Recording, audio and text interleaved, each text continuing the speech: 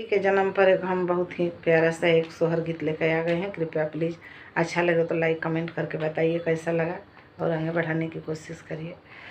बेटवा जाना में बड़ा भगिया ता बेटी सवा, भगिया ता बेटी सवा भगिया नु हो। बेटवा जाना में बड़ी भगिया ता बेटी सवा, भगिया ता बेटी सवा भगिया नु हो। रानी बेटावा से घर उजियरवा ता बेटिया जोर करे बेटिया जोर करे वो।